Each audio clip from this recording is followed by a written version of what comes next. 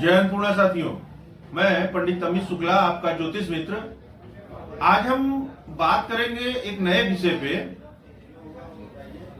कि हम लोगों का जन्म का उद्देश्य क्या है, हम लोग यहाँ क्यों आए हैं, क्या करने आए हैं, इस विषय का हमें कैसे जानकारी हो, तो हमें क्या करना है, यहाँ किस वजह से हम आए हैं, या कौन सा काम करें जिससे हमारा यहाँ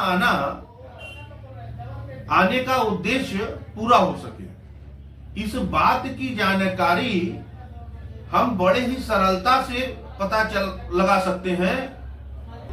जो ग्रह हमारे कुंडली में हमारा आत्मकारक ग्रह होगा, उस ग्रह के वजह से हमें ये पता चल सकता है कि हमारा इस जीवन का क्या उद्देश्य है। अब हमें ये कैसे पता चले कि हमारे कुंडली में हमारा आत्मकारक ग्रह कौन सा है, तो इसके लिए हमें बहुत कुछ करने का जरूरत नहीं है। केवल अपने कुंडली के बर्थ चार्ट को देखना है और उस बर्थ चार्ट में जिसका भी अंश बल, जिस भी ग्रह का अंश बल सबसे ज्यादा हो, वही ग्रह हमारे कुंडली में हमारा आत्मकारक ग्रह होगा।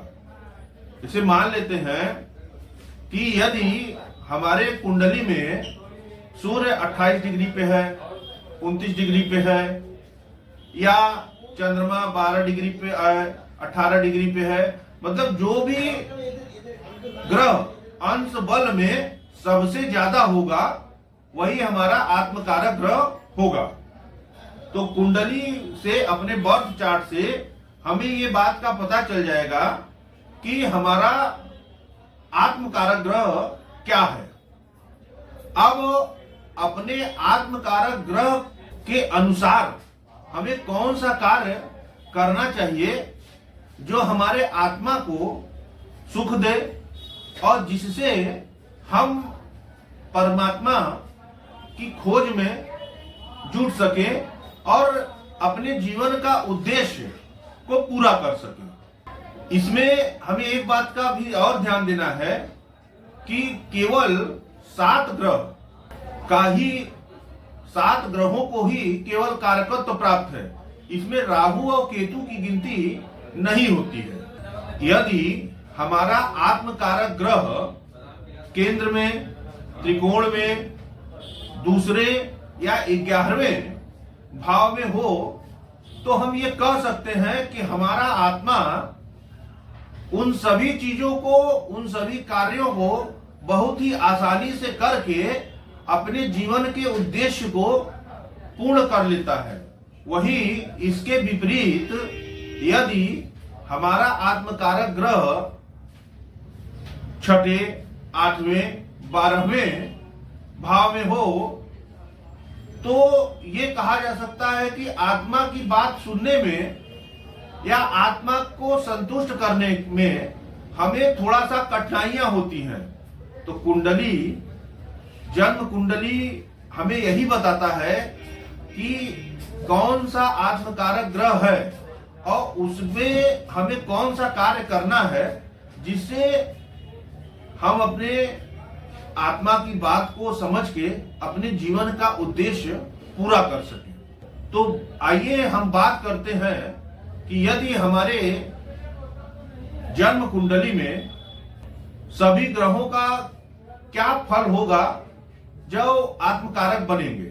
तो सबसे पहले सूर्य ग्रह यदि हमारा आत्मकारक ग्रह होता है तो उसके क्या फल है और हमें क्या करके अपने जीवन के उद्देश्य को पूरा करना चाहिए। तो बात करते हैं, जब सूर्य आत्मकारक ग्रह हो तो ऐसे व्यक्ति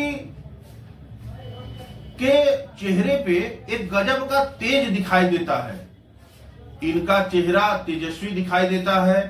इनके वाणी में बहुत गजब का आकर्षण क्षमता होता है। ऐसे लोग संगीत, वैदिक मंत्र, सुनना बहुत ही पसंद करते हैं।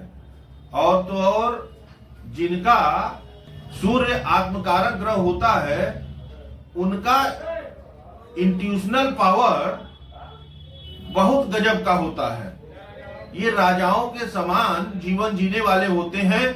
वहीं जब सूर्य आत्मकारक ग्रह हो तो ऐसा व्यक्ति को ऐसा माना जाता है कि पिछले जन्म में वो भौतिक सुख सुविधा, सभी प्रकार के भौतिक सुख सुविधाओं का भोग करके इस जीवन में अपने आत्मा के उत्थान के लिए कार्य करने के लिए उनका जन्म हुआ है।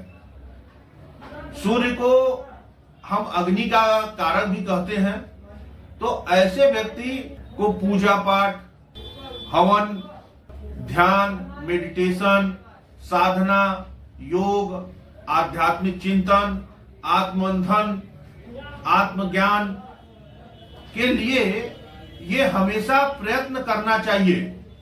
आत्मा को परमात्मा से मिलाने की कोशिश करना चाहिए। जब सूर्य आत्मकारक ग्रह हो तो आप जितना दूसरों की सेवा करेंगे उतना ही आपको, आपके आत्मा को उतना ही संतुष्टि होगी और आप अपने जीवन के उद्देश्य को पूर्ण कर पाएंगे। दूसरों की सेवा करते रहिए और आपको अपने आत्मा का उद्देश्य पूर्ण होते हुए दिखाई देगा। वही बात करें, जब चंद्रमा आत्मकारक ग्रह होता है तो ऐसा व्यक्ति दिखने में बहुत सुंदर, उदार, दयालु, ऐसा व्यक्ति बहुत ही इमोशनल, भावुक हो जाते हैं। जब चंद्रमा आत्मकारक ग्रह होता है तो ऐसे व्यक्ति सबकी मदद करने वाले, सबको साथ लेकर चलने वाले और तो और सबको ये माफ करने वाले बड़े दिल के होते हैं। अपने आसपास के लोगों का या सबका पोषण करने वाले, सबकी मदद करने वाले, दयालु स्वभाव के होते हैं ये। जब चंद्रमा आत्मकारक ग्रह हो तो ऐसे व्यक्ति बड़े खुशमिजाज, संगीत के प्रेमी, इनको जल यात्रा का खूब शौक होता है। चंद्रमा कला का भी कारक होता है तो ऐसे व्यक्ति बड़े अच्छे कलाकार, संगीतकार, मन की भावनाओं को कला के द्वारा जानने वाले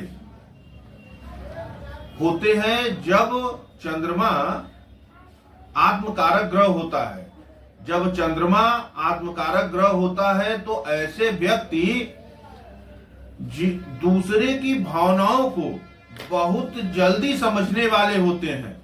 इनको दूसरों की मदद करना या दूसरों का उद्धार करना इनको बहुत ही पसंद होता है।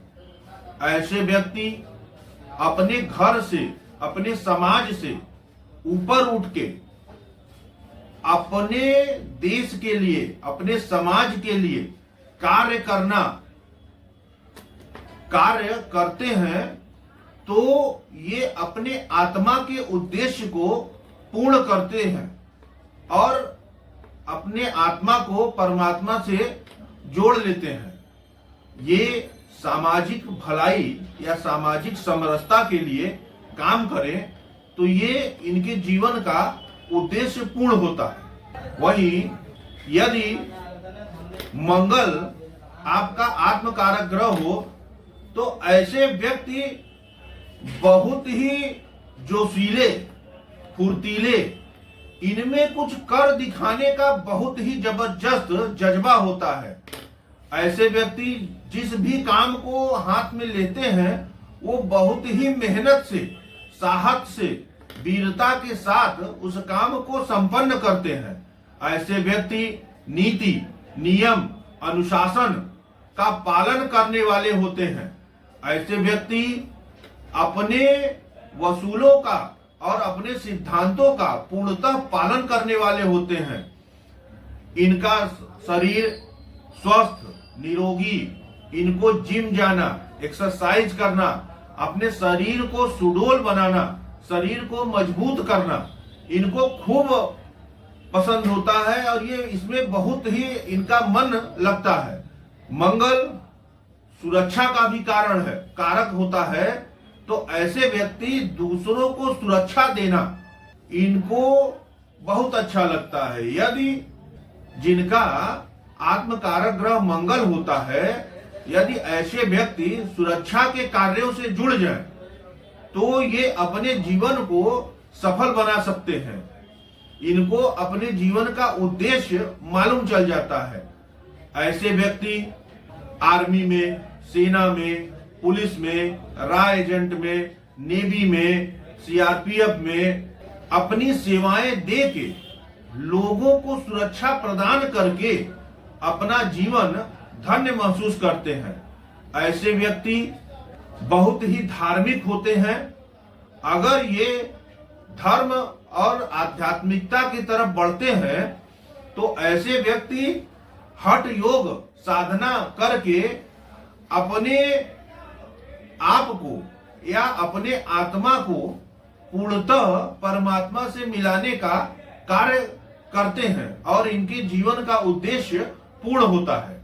वहीं हम बात करें अगली राशि का, तो बुध यदि आपका आत्मकारक ग्रह बन जाए तो ऐसा व्यक्ति अत्यंत बुद्धिमान, गुणवान, तेजस्वी, इनका स्वभाव बहुत ही विनम्र होता है और विवेकी होते हैं। ऐसे व्यक्ति जिनका आत्मकारक ग्रह बुध हो जाए, ये बहुत ही जबरदस्त तीक्ष्ण बुद्धि वाले और इनकी स्मरण शक्ति बहुत ही गजब की होती है।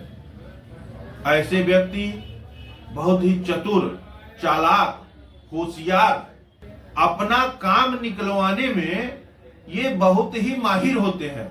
ऐसे व्यक्ति को पढ़ना, लिखना, नई नई चीजों का क्रिएशन करना, नए चीजों से अपने आप को समाज में प्रसिद्धि दिलाना इनको खूब आता है।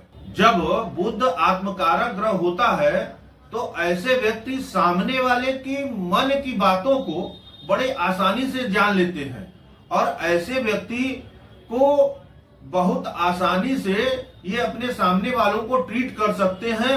उनको समझ के कि उनके साथ कैसा व्यवहार करना चाहिए ये उनको बखूबी आता है। वहीं अगर बुध आत्मकारक ग्रह हो तो बुध कला का भी कारक होता है। जब बुध आत्मकारक ग्रह होता है तो ऐसे में बुध कला का भी कारक ग्रह होता है। तो ऐसे व्यक्ति डांसर, कोरियोग्राफर, पेंटर, तबला वादक, ढोलक वादक, गिटार बजाने वाले, बीड़ा बजाने वाले, मुरली बजाने वाले, या ऐसे व्यक्ति अच्छे गजलकार, अच्छे कॉमेडियन, भाषण देने वाले, ज्योतिष में मर्मज्ञ, प्रवचन या कथाकार, वास्तु के पंडित हो जाते हैं। ऐसे व्यक्ति जब बुध आत्मकारक ग्रह होता है, इनका व्यापार में बहुत ही जबरदस्त, इनको अपने व्यापार में या ये व्यापार करने में बहुत ही माहिर होते हैं। इनकी मैनेजमेंट स्किल बहुत ही गजब की होती है। यदि जब बुध आत्मकारक ग्रह हो तो ऐसे व्यक्ति तीर्थ में स्नान करें और भगवान शंकर की उपासना करके ये अपने आत्मा को संतुष्ट कर लेते हैं और इन्हें स्वतः ही अपने आत्मा की आवाज सुनाई देती है। ऐसे व्यक्ति यदि भगवान शंकर की उपासना करें तो ये खुद पे खुद इनको अपने आत्मा की आवाज सुनाई देगी और ये अपने जीवन को के उद्देश्यों को पूरा करते हुए अपने आत्मा को परमात्मा से मिलाने में सफलता प्राप्त हो जाती है। वहीं हम बात करें यदि गुरु ग्रह जब आत्मकारक ग्रह बन जाता है तो ऐसे व्यक्ति को बहुत विद्वान, ज्ञानी, आध्यात्मिकता या आध्यात्मिक कह सकते हैं।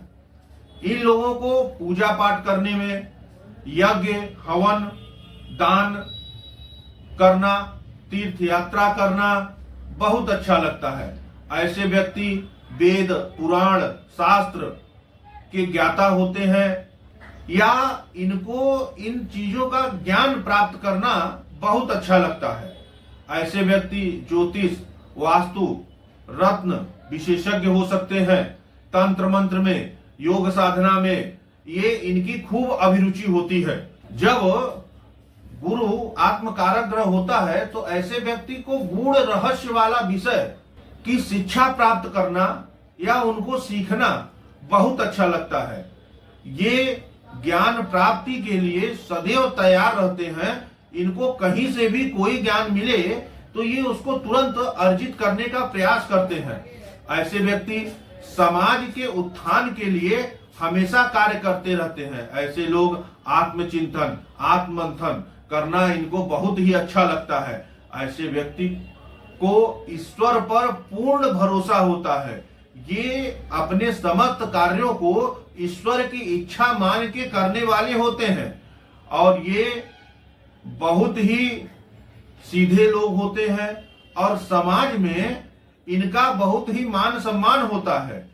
और ये लोग धर्म की शिक्षा देने वाले, ईश्वर की पे पूर्ण भरोसा और अपने सिद्धि को लोगों में ज्ञान के रूप में बांट के अपने जीवन के उद्देश्य को पूर्ण कर सकते हैं और अपने आत्मा को परमात्मा से मिलाने वाले होते हैं। ये अपना ज्ञान से दूसरों का उद्धार करके अपने जीवन के समस्त उद्देश्यों को पूर्ण कर लेते हैं। वहीं हम बात करें, यदि शुक्र आत्मकारक ग्रह होता है तो ऐसा व्यक्ति दिखने में बहुत ही सुंदर होता है, मॉडर्न होता है। घूमना फिरना इनको बहुत अच्छा लगता है, खाना पीना, सजना संवरना, स्टाइलिश कपड़े पहनना, समय के साथ अपने आप को अपडेट रखना और अपने आप को सदा युवा बनाए रखना, इनमें इनकी बहुत ही गजब की रुचि होती है।